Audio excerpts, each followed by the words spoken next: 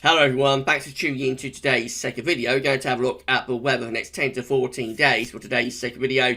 Day 10 will take us around the 28th of February, last day of the month and last day of meteorological winter as well. And we'll be able to extend out beyond that. The extended GFS and ECM ensembles may run to around a couple of weeks. Going to have a look at CMSV2 at the end of the video. For the next 4 weeks, I shall get on with that for you very shortly.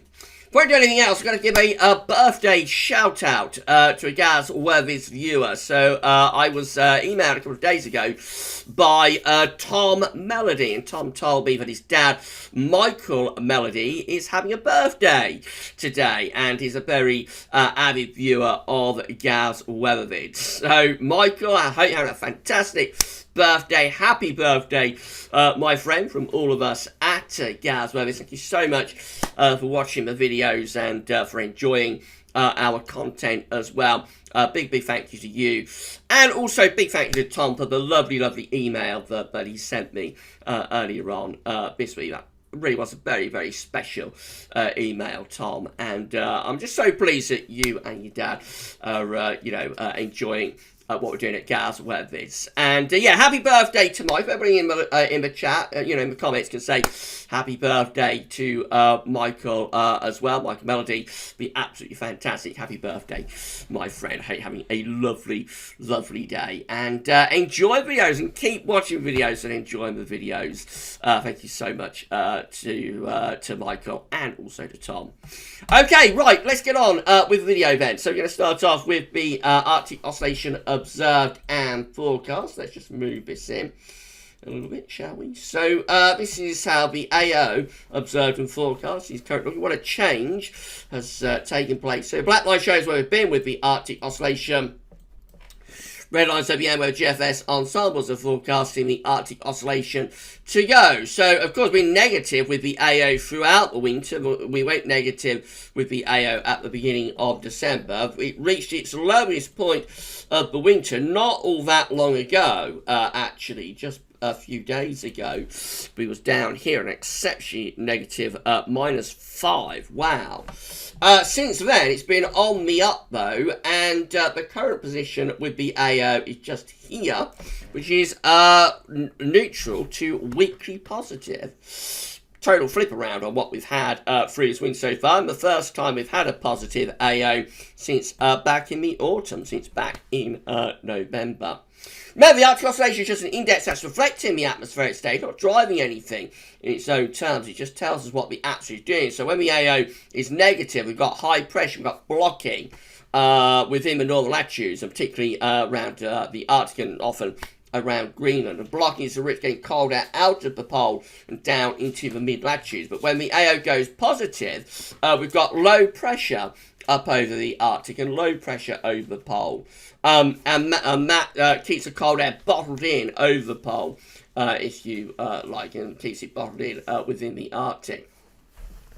So currently the AO is weakly positive. GFS ensembles are forecasting the AO will stay positive. May go even more positive actually as we go into the last week of February. Although into early March we might see a bit of a indication that the AO could start to go a little bit negative once again. But of course that's a long way off. That's very extended range with GFS and its ensembles. Overall it looks like we've got a positive AO now, and likely to keep the AO positive through into the end of February. At the same time, this is how the NAO is currently looking. So again, the black line shows where we've been with the North Atlantic Oscillation. Red lines at the end where the GFS ensembles are forecasting the NAO to go. So through most of the winter, the NAO has been neutral to weakly negative. The current position is at we're neutral to weakly positive, and the GFS ensembles are forecasting the NAO to stay weakly positive really now for the rest of February. So both our indexes, remember this is just measuring air pressures between Iceland and the Azores this time. So with both of our indexes, the AO and the NAO, in positive territory, showing positivity, this is undoubtedly a sign for westerlies and for Atlantic driven weather now. through the rest of February, and consequently it's a sign for milder conditions for the North Atlantic and for Northern Europe in any case. Of course, it has been mild for a few days now, and the CET is responding, so central temperature is currently standing at 3.4, that's provisional to yesterday, 17th of February. That's only 0.3 of a degree below average now.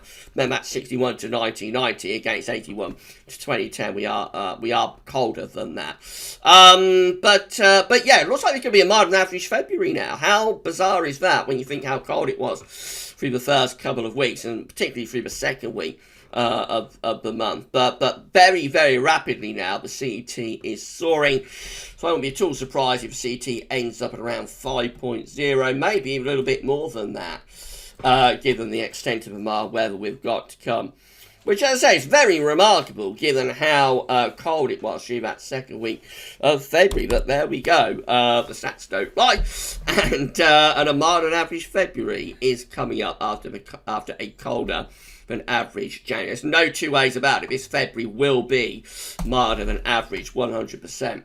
GWF Ensemble show the reason why, mild, really, for certainly the next week to 10 days. So the red line is the 30-year upper air temperature average. We're looking at Belfast today. So, yeah, we're mild on average at the moment. Well, near normal, actually. But like the next week, 10 days, going to be solidly mild on average. Up and down, it's a zonal sine wave. So we've got cooler and warmer sectors alternating with one another. No, that's wrong. So we've got the warmer sector there, the cooler sector there, warmer sector there, cooler sector there, warmer sector there. And so until we get to the end of the ensemble, we lose the zonal sine wave. But when you average it all out, zonality at this time of year will still lead to above average temperatures, because even the cooler sectors aren't that cool, and the warmer sectors are more than enough to offset them. So overall, it's going to be solidly mild on average now until the end of the month. Gates on the bottom of the chart. Get through to the beginning of March, we may see a little bit of a cooling trend appearing through to the beginning of March. Again, there are some colder outliers. There have been. But again, uncertain, unreliable, and the broad thrust of the ensemble is to keep things mild, I think, even into the early part of March, with perhaps a slight possibility of things going a bit colder into early March. Precipitation-wise, plenty of rainfall to come over the next few days as well. So with this zonal weather, there's going to be plenty of wet and windy weather. Temperature anomalies on the 18th, 26th of February going to be above average, so a solidly mild average week, not just for the UK, but for nearly all parts of Europe. Precipitation anomalies from the 18th, 26th of February going to be wet and average in most areas, but a little bit drier than average in the southeast corner. This is how the latest wind flow map looks from earthnullschool.net, showing that the westerlies, southwesterlies are dominating the weather now, and so it's all weather is all coming in off the Atlantic. Blocking's gone, and yeah, so we're back to normal in terms of our setup, which is of course in winter prevailing southwesterlies. That's how the UK Met looks for Sunday. Low pressure will be out to west of Scotland, so in the Atlantic, so going to be a mild weekend, and there's going to be further rain to come at times. Into Monday, on into Tuesday, through to Wednesday, further wet and windy weather driving in from off the Atlantic. A long fetch southwesterly here will drag up some very mild air through the early to middle part of next week, especially so in the southeast. Temperatures widely into the upper teens Celsius. Or at least a mid-teens Celsius. This is how the GFS 6Z is looking again. Low pressure drives off the Atlantic, bringing further spells of wet and windy weather through weekend and on into next week. Look how far from the southwest that southwesterly is coming from, as originating from down here in the middle of the Atlantic Ocean, being dragged up on that long fetch southwesterly wind. It's bound to be very, very mild. Moving up into the second half of next week, it stays pretty mild. We do get a bit of pressure later next week, which will settle things down. It'll be mild under that ridge of high pressure, but as it's a high pressure, it's still February. There might be some frost and fog by night. But by day, I would have thought if the sun's out anyway, you know, if it's clear high, then it should be pleasantly mild by day, with temperatures at least into double digits, really, in the February sunshine. Heading up towards day 10, the GWF 6 there tries to take that high pressure to Scandinavia, have a go at pulling in an easy wind. There is a very cold blast coming for northeastern parts of Europe on the eastern side of that Scandi high. But it doesn't quite come up as Scandi high just sort of slips southwards again, never really gets going. So we never get those very cold upper air temperatures. They're kept at bay over on the eastern side of Europe. It would be chillier though under that risk. So let's say a chillier start to March with some frost, a bit of an easy wind, maybe not a cold easily, but there's a little bit of an easy wind there for England and for Wales. All very, very typical really of early March. Certainly not sort of thing we had in 2018 with beach from the east. It's kind of like chilly, probably quite cloudy, perhaps a little bit damp easterly. But most places settled and under the high pressure, perhaps some frost and fog, maybe back into cooler northwesterly there by the time we get through to the end of the GFS run, which gets us to around the 4th, 5th, 6th of March. But all looking quite anti-cyclonic, so a very quiet start to March, if a little bit cooler. GEM looks like that, so again more wet and windy weather to come through the course of next week. Very mild southwesterly winds as well, and we keep these westerlies going right way up to day 10. The only difference is that high pressure starts to turn a little bit drier for England and Wales, but Scotland Northern Ireland is still unsettled. Very mild with winds remaining for a west-southwesterly direction throughout with the GEM. And then the ECMWF, again, mild, low pressure out to our west on Sunday, high pressure our east, drawing up those southerly southwesterlies. Heading up towards the middle of next week, again, more low pressure ploughing in off the Atlantic, still with that long fetch southwesterly pumping up very mild air from the southwest into mid of next week. Second half of next week, again, similar to what the GFS is showing, high pressure begins to take over. It's going to the last weekend of February, so it does start to settle down a little bit under that reach of high pressure. Probably, you know, some quite chilly nights, maybe some frost and fog, but by day should be pleasantly mild. Not getting the high to Scandinavia like the GFS 6 set does, though. So up to day 10 does settle down like days 8, 9, 10 under the ridge of high pressure, but you know, we're not talking about going particularly cold there, although there could be some frost by night. Daytime should be pleasantly mild. This is how the precipitation type forecast looks based on that ECM run from Tibetio.com. So plenty of rain coming and going over the next few days. Plenty of bouts of wet weather on the way. Could be colder for a little bit certain times across high ground in Scotland, but generally because it's a mild west-southwesterly, we're talking about rain. And then as we get up towards day 10, again the high pressure just settles things down. We lose the wet weather.